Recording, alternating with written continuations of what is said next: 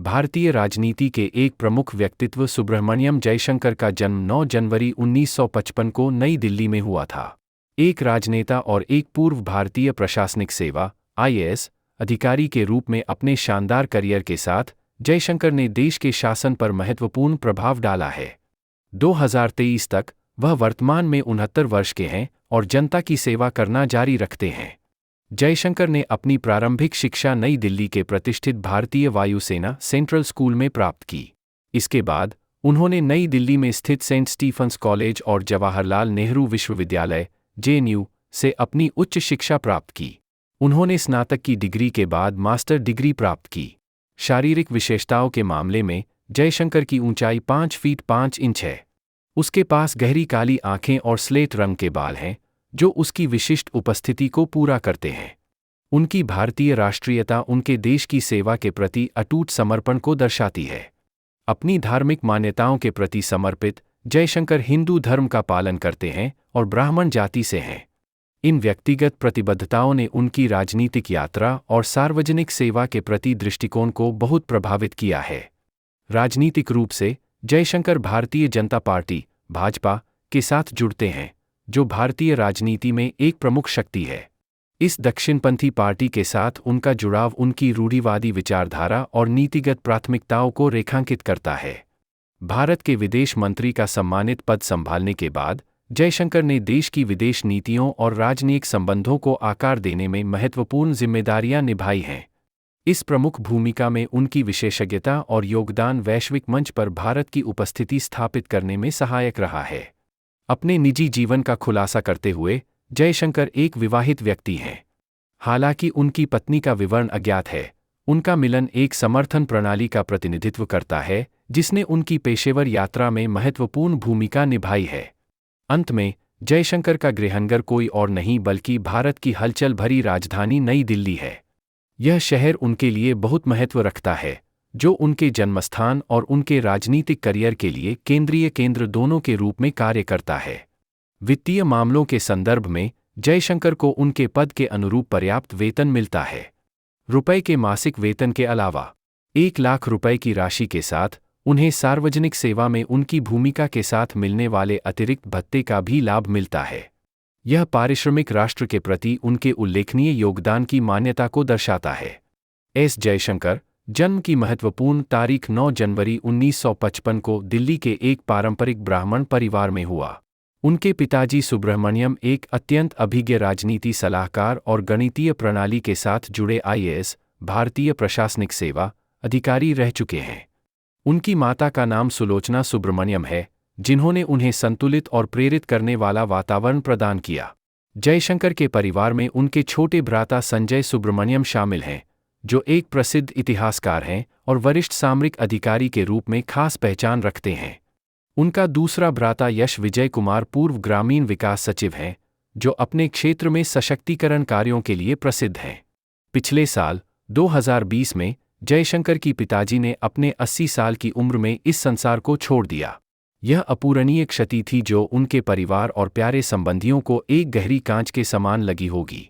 उनकी पिता की प्रेरणा, विचारशीलता और अनुभव अब जयशंकर को आगे बढ़ने के लिए साथ देती हैं और उन्हें एक नेता के रूप में अभिवृद्धि करने के लिए प्रेरित करती हैं। दिल्ली के वायुसेना केंद्रीय स्कूल से अपनी प्रारंभिक शिक्षा पूरी करने के बाद एस जयशंकर ने अपने शिक्षा ग्रहण को सेंट जोसेफ कॉलेज में जारी रखा। वहां उन्होंने बैचलर ऑफ साइंस (BSc) की डिग्री प्राप्त की। इसके बाद जयशंकर ने अपने बैचलर की पढ़ाई को masters of international studies (MA) के संकाय से आगे बढ़ाया। इसमें उन्होंने जवाहरलाल नेहरू विश्वविद्यालय से अपनी मास्टर्स की डिग्री प्राप्त की। इसके साथ ही जयशंकर ने अपनी शिक्षा के पार अपने आगे के करियर के लिए भी काफ़ी समय निकाला। उन्होंने 1981 से 1995 तक जवाहरलाल नेहरू विश्वविद्यालय में विभिन्न पदों पर सेवाएं निभाईं। यह उनके करियर के एक महत्वपूर्ण चरण रहे, जहां उन्होंने अपनी विद्यालयिक गतिविधियों के माध्यम से विभिन्न क्षेत्रों में अपनी दक्षता और ज्ञान को निखारा। वह समय भी आया था जब उन्होंने 1993 से 1995 तक उपाध्यक्ष के पद का कार्यभार संभाला। अपने व्यावसायिक करियर के दौरान भी जयशंकर ने अपनी शिक्षा को जारी रखा। उन्होंने 2006 से 2007 तक हार्वर्ड बिजनेस स्कूल में स्वास्थ्य विपणन और नेतृत्व विकास के क्षेत्र में अध्ययन किया। इसके माध्यम से वह नवीनतम विचारों और तकनीकों के प्रयोग के माध्यम से अपनी ज्ञान और अनुभव को बढ़ावा दिया। यह उनकी शिक्षा में गहराइयों और नए आयामों को जोड़ने का एक उदाहरण है, जो उन्हें अपने करियर के लिए उच्चतम स्तर पर तैयार करने में मदद करता है। एस जयशंकर का विवाह और उनके बच्चों के संबंध में थोड़ा विस्तार से आपको बताया जाए कि एस जयशंकर ने अपने जीवन में 2 शादियां की थीं और दोनों ही उनकी प्रेम विवाह थी। उनकी पहली पत्नी एक कॉलेज फ्रेंड थी जिनका नाम शोभा था। शोभा के साथ उनकी शादी के कुछ दिनों बाद ही दुखद रूप से शोभा की कैंसर के कारण मृत्यु हो गई। इस अपारदर्शी घटना के बाद कुछ समय बिताने के बाद एस जयशंकर ने एक जापानी मूल की लड़की के साथ दूसरी शादी की जिनका नाम क्योको जयशंकर है। उन्होंने बचपन से ही एक प्रतिष्ठित अभिनेता के रूप में मशहूरी प्राप्त की थी और उनकी जापानी मूल की पत्नी भी संगीत और प्रदर्शन कार्यक्रमों में रुचि रखती हैं। एस जयशंकर के तीनों बच्चों के नाम हैं धूप जयशंकर, अर्जुन जयशंकर और मेघा जयशंकर। धूप और अर्जुन जयशंकर उनके पहली पत्नी शोभा के साथ के बच्चे हैं, जबकि मेघा जयशंकर उनकी दूसरी पत्नी क्योको जयशंकर की संतान हैं। धूप और अर्जुन दृढ़ता से फिल्म और टेलीविजन उद्योग के भीतर अपनी माकसदीने करियर बना रहे हैं। धूप एक प्रमुख अभिनेता बनने की ओर अग्रसर हैं, जबकि अर्जुन अपनी अभिनय कला साधारित कर रहे हैं। मेघा एक प्रसिद्ध लेखिका बनने की दिशा में अपने करियर को अग्रसर कर रही हैं। एस जयशंकर की जीवन शैली उनकी संघर्षों से अच्छी तरह से परिचित हैं और उनके व्यक्तिगत जीवन में हुए ये बदलाव उनकी स्थिति और व्यक्तित्व की प्रमुख गड़बड़ी को प्रतिध्वनित करते हैं। वे एक प्रमुख व्यक्तित्व हैं जिन्होंने परिपक्वता, सहिष्णुता और प्रसन्नता के गुण अपनाए हैं, जो उन्हें एक अद्वितीय संघर्षक और मार्गदर्शक बनाते हैं। स जयशंकर एक व्यापक और सफल डिप्लोमेटिक करियर के मालिक हैं। उनकी करियर की शुरुआत 1977 में फॉरेन सर्विस, विदेशी सेवा के एक अधिकारी के रूप में हुई।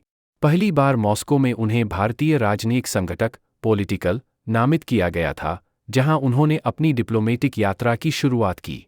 इससे पहले वह रूसी भाषा पर मास्टर कोर्स पूरा करके अपनी अध्ययन को महत्वपूर्ण बना चुके थे। दूसरी डिप्लोमेटिक मिशन के रूप में उन्होंने त्रिपोली, लीबिया में सेवाएं निभाईं, जहां उन्हें अपने देश के आर्थिक और वित्त निर्देशक के रूप में नियुक्त किया गया था।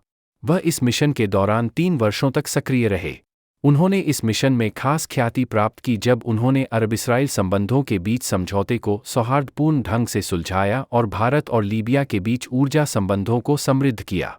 जयशंकर ने अपनी डिप्लोमेटिक करियर में विभिन्न स्तरों पर कई महत्वपूर्ण कार्यभार संभाले हैं। उन्होंने 2000 ईस्वी में हाई कमिश्नर, युक्त राज्य के रूप में नियुक्ति प्राप्त की, जिसे उन्होंने अपने करियर का एक महत्वपूर्ण घटक माना। ब्रिटेन में 4 वर्षों तक सेवा करते हुए वह अपनी कुशलता का परिचय दिए और भारतीय राजनीति के प्रभावशाली नेता की पहचान बनाई। आत्मनिर्भर और घोषणाशीलता के पक्षकार के रूप में स जयशंकर ने विभिन्न विभागों और क्षेत्रों में अपनी निरंतर सामर्थ्य को प्रमाणित किया है। एस जयशंकर का विवाह और उनके बच्चों के संबंध में थोड़ा विस्तार से आपको बताया जाए कि एस जयशंकर ने अपने जीवन में 2 शादियां की थीं और दोनों ही उनकी प्रेम विवाह थी। उनकी पहली पत्नी एक कॉलेज फ्रेंड थी जिनका नाम शोभा था। शोभा के साथ उनकी शादी के कुछ दिनों बाद ही दुखद रूप से शोभा की कैंसर के कारण मृत्यु हो गई। इस अपारदर्शी घटना के बाद कुछ समय बिताने के बाद एस जयशंकर ने एक जापानी मूल की लड़की के साथ दूसरी शादी की जिनका नाम क्योको जयशंकर है। उन्होंने बचपन से ही एक प्रतिष्ठित अभिनेता के रूप में मशहूरी प्राप्त की थी और उनकी जापानी मूल की पत्नी भी संगीत और प्रदर्शन कार्यक्रमों में रुचि रखती हैं। एस जयशंकर के तीनों बच्चों के नाम हैं धूप जयशंकर, अर्जुन जयशंकर और मेघा जयशंकर। धूप और अर्जुन जयशंकर उनके पहली पत्नी शोभा के साथ के बच्चे हैं, जबकि मेघा जयशंकर उनकी दूसरी पत्नी क्योको जयशंकर की संतान हैं। धूप और अर्जुन दृढ़ता से फिल्म और टेलीविजन उद्योग के भीतर अपनी माकसदीने करियर बना रहे हैं। धूप एक प्रमुख अभिनेता बनने की ओर अग्रसर हैं, जबकि अर्जुन अपनी अभिनय कला साधारित कर रहे हैं। मेघा एक प्रसिद्ध लेखिका बनने की दिशा में अपने करियर को अग्रसर कर रही हैं।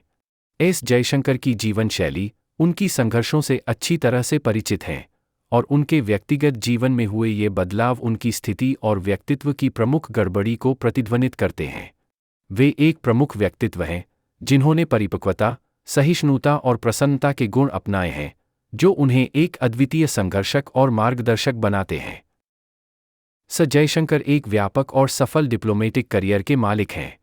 उनकी करियर की शुरुआत 1977 में फॉरेन सर्विस, विदेशी सेवा, के एक अधिकारी के रूप में हुई। पहली बार मॉस्को में उन्हें भारतीय राजनयिक संघटक, पॉलिटिकल, नामित किया गया था, जहां उन्होंने अपनी डिप्लोमेटिक यात्रा की शुरुआत की। इससे पहले वह रूसी भाषा पर मास्टर कोर्स पूरा करके अपनी अध्ययन को महत्वपूर्ण बना चुके थे। दूसरी डिप्लोमेटिक मिशन के रूप में उन्होंने त्रिपोली, लीबिया में सेवाएं निभाईं, जहां उन्हें अपने देश के आर्थिक और वित्त निर्देशक के रूप में नियुक्त किया गया था। वह इस मिशन के दौरान 3 वर्षों तक सक्रिय रहे। उन्होंने इस मिशन में खास ख्याति प्राप्त की जब उन्होंने अरब-इसराइल संबंधों के बीच समझौते को सौहार्दपूर्ण ढंग से सुलझाया और भारत और लीबिया के बीच ऊर्जा संबंधों को समृद्ध किया। जयशंकर ने अपनी डिप्लोमेटिक करियर में विभिन्न स्तरों पर कई महत्वपूर्ण कार्यभार संभाले हैं। उन्होंने 2000 ईस्वी में हाई कमिश्नर, युक्त राज्य, के रूप में नियुक्ति प्राप्त की, जिसे उन्होंने अपने करियर का एक महत्वपूर्ण घटक माना। ब्रिटेन में 4 वर्षों तक सेवा करते हुए वह अपनी कुशलता का परिचय दिए और भारतीय राजनीति के प्रभावशाली नेता की पहचान बनाई। आत्मनिर्भर और घोषणाशीलता के पक्षकार के रूप में जयशंकर ने विभिन्न विभागों और क्षेत्रों में अपनी निरंतर सामर्थ्य को प्रमाणित किया है। जयशंकर ने विदेश सचिव के रूप में काम करते हुए 2015 से 2018 तक बहुत महत्वपूर्ण योगदान दिया। उनका प्रमुख कार्यक्षेत्र भारत के विदेशी मामलों को निपटाना, राजनीतिक नीति और रणनीति के संबंध में सलाह देना था।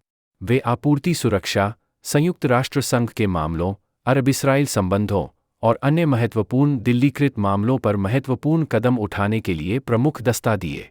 उन्होंने विदेश सुरक्षा सलाहकार राजनाथ सिंह, पूर्व विदेश मंत्री सुषमा स्वराज और प्रधानमंत्री नरेंद्र मोदी के साथ टकरावों को तटस्थ करने में महत्वपूर्ण भूमिका निभाई।